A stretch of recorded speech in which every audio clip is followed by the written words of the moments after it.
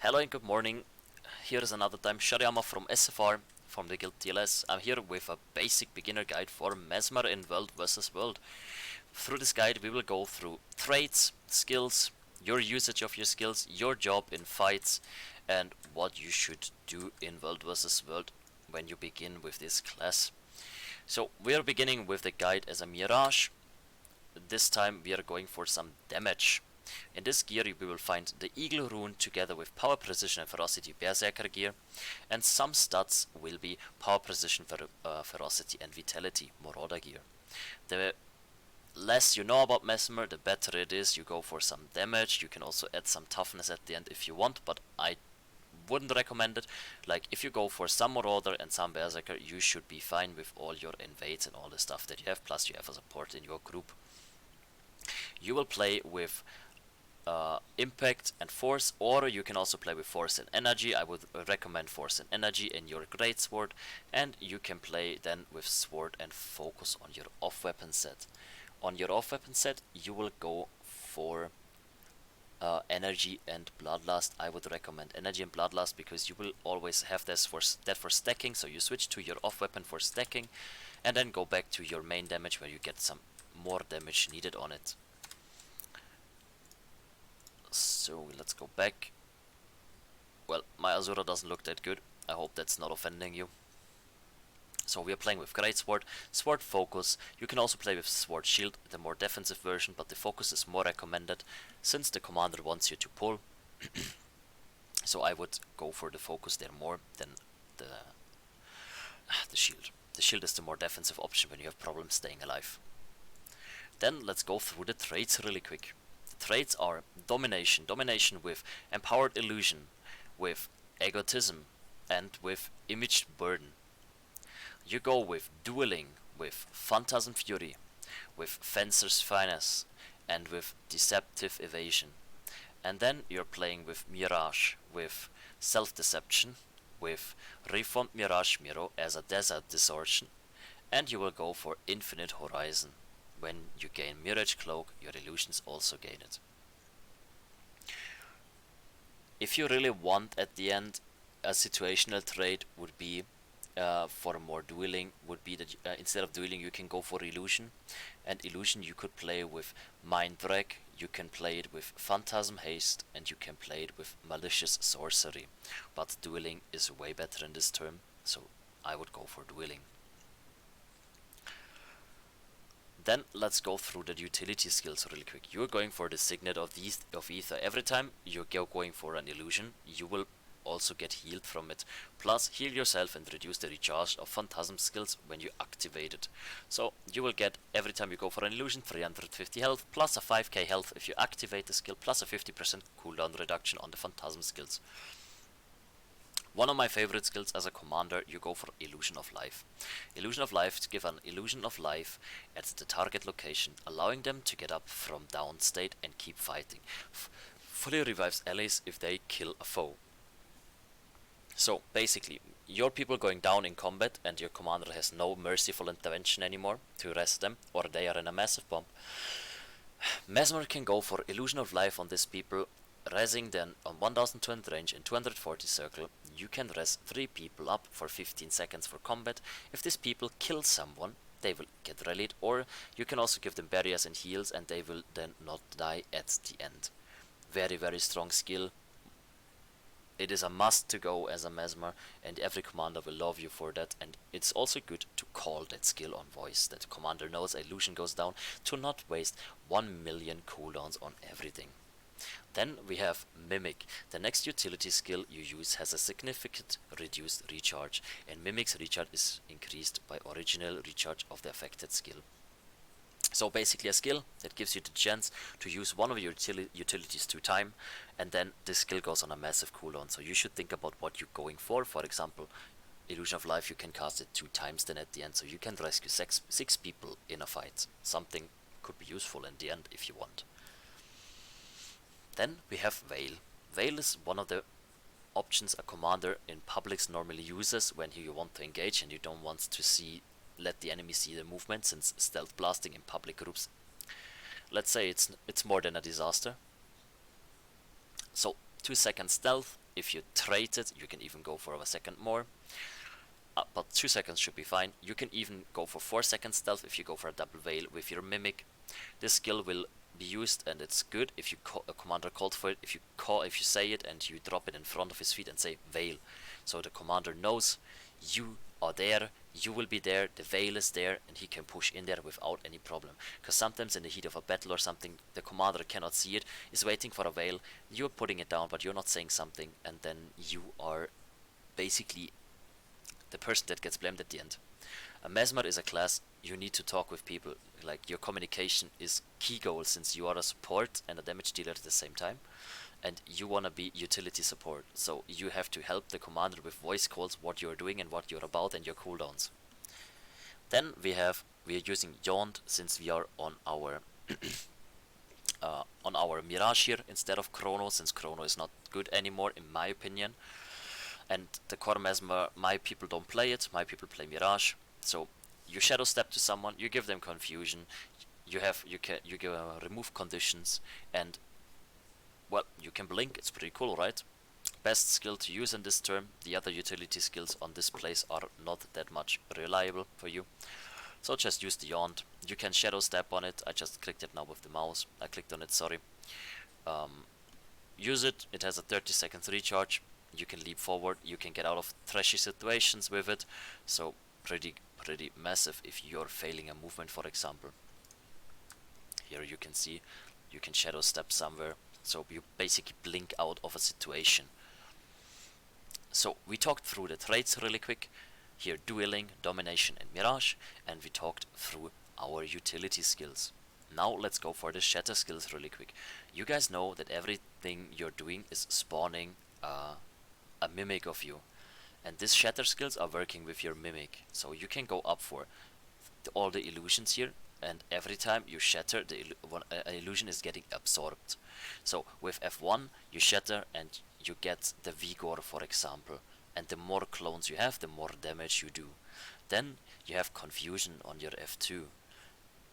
This time it doesn't matter how many clones it is, because it will be just one. Then you have the Diversion. It's vulnerability on enemies. Pretty cool. 2 more damage for your physical attacks, right? And then you have the last one. Immune to conditions and damage, Vigor, and so you can shatter them there, and the location, and on you it will be boom, and you are immune to conditions and to damage at this point for 1 second for yourself. Then let's start with the Greatsword. The Greatsword is your main weapon skill in a Zerg on range pressure. You have your first skill. Your first skill is just like a laser beam. If you like Star Wars, you will like Mesmer a lot. You can go for a lot of laser beams from the outer position, and it's hitting 3 times, and it's hitting 3 targets. So it's pretty good to use on the range. You can help your commander to range pressure. At the end, I have to say my Mesmers nearly never do that much damage. They just spike damage, but in consistent damage they always fall off. Then you have your Mirror Blade. Throw an illusion in Greatsword that bounces between targets, damaging foes and giving might to allies. It creates a clone at its first target. So let's go for it. You are throwing your sword, we're getting a clone, and now we have 1 clone here, as you see. Let's say we're triggering it with F1, you're getting Vigor, and this golem gets damage from us. Then we're going for Mind Step. Thrust your Greatsword into the ground, damaging foes, and remove 1 boon. So it's a Condi remove here on 5 targets. You're going for Condi removing on them, plus cripple, plus damage. Also on 1200 range. Pretty good for yourself, since every skill is on max range. Since, for example, Scourges have mostly 900, so you can bounce through people while pushing. Then we have the Phantasm Berserker. Throw an illusion at a Greatsword that inflicts vulnerability in a line and then returns to you. Create a Phantasm that uses a whirling attack to damage and cripple foes. I will show it to you. So you're throwing a sword forward, it's damaging. As you have seen, it has 4 impacts, it has 5 targets, it is a piercing skill, it does a lot of damage, plus vulnerability, and it does crippling. So you can use that skill as a high damage skill, and it's bouncing, so it hurts. Look at that, it's hurting. And you can use it together, for example, with this here, and then you are immune to damage and conditions on yourself. or you're using some other shatter skills. Let's go forward and say we use this and we use our F1 again and we get some Vigor again at the end, or we can go for confusion, or we are going for vulnerability, depending on what do you want at the end and how many illusions you have. But you can create a lot of illusions with this. And then you have pushback all foes in front of you with a wave of magical energy. So you have a CC in front of you. Everyone gets knocked back if they don't have stability, so you can help also with CCing and enemy lines that are pushing. Let's go to our off-weapon set. This off-weapon set is for a commander the most useful thing in the world. So you have for cleave damage, okay, you can use your sword here, your cleaving.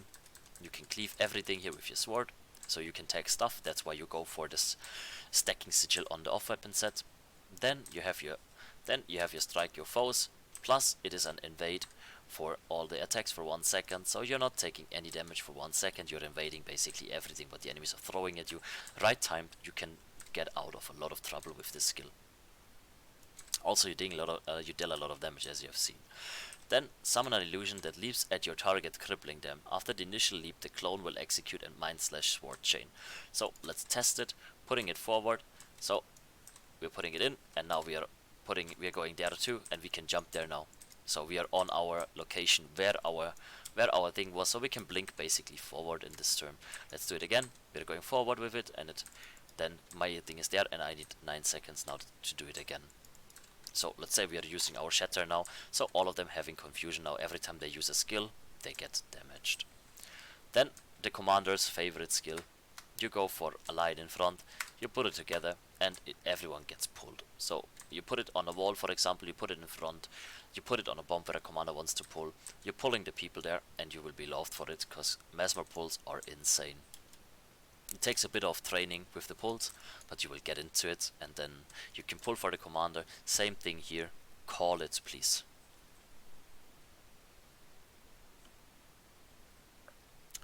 I'm sorry.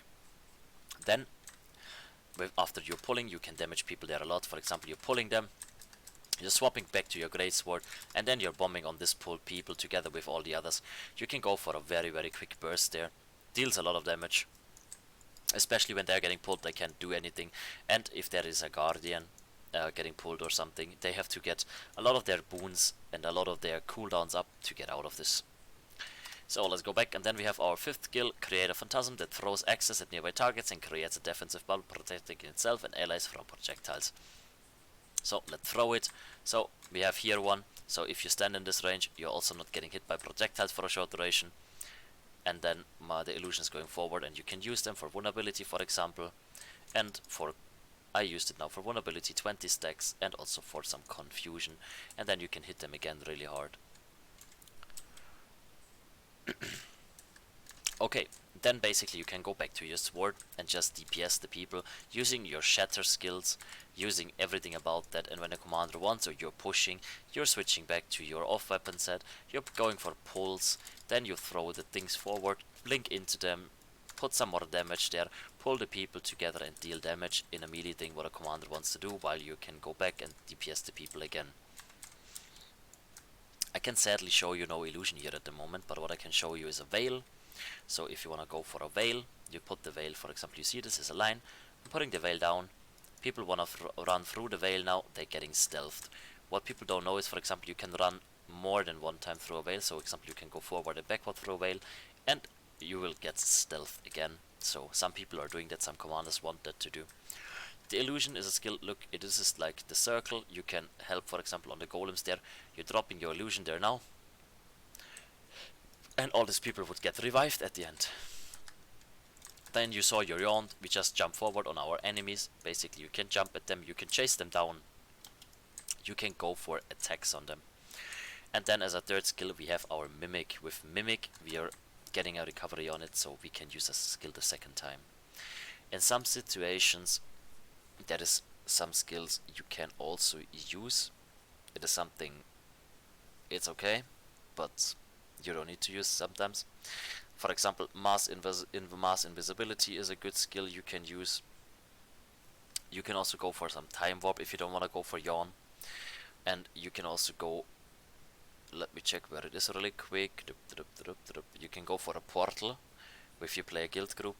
You can go for a null field instead of the illusion, so you're going up for a boon removal for your people. You can also go for that. So there are several kind of skills. Let me check where the last one is. I don't know the symbol now. That's a bit of a problem.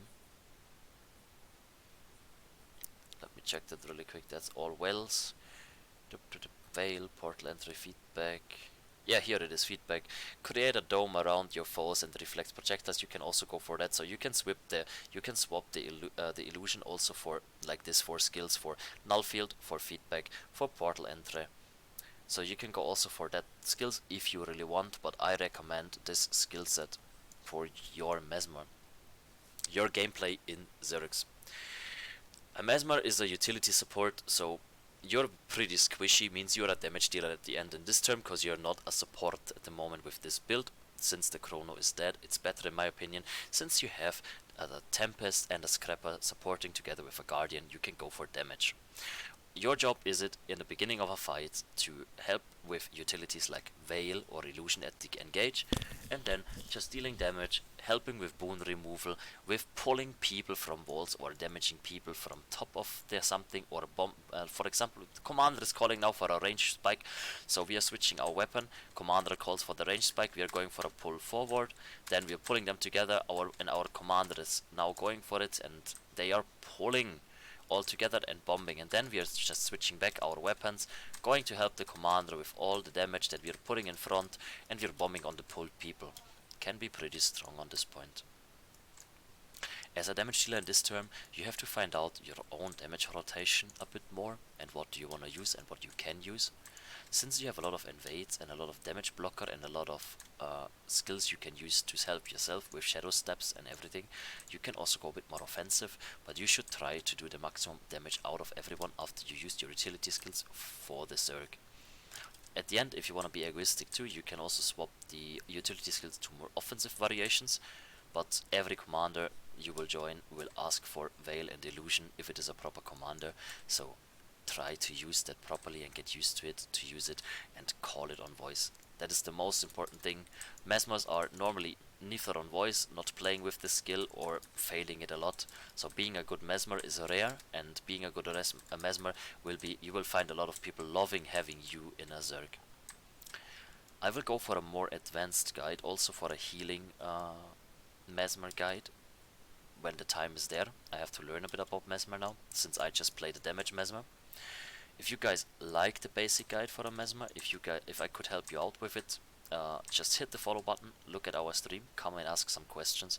I will be happy to answer them, and have fun with putting your Veils and your Illusion into fights and be a good Mesmer. Have fun guys, and see you soon.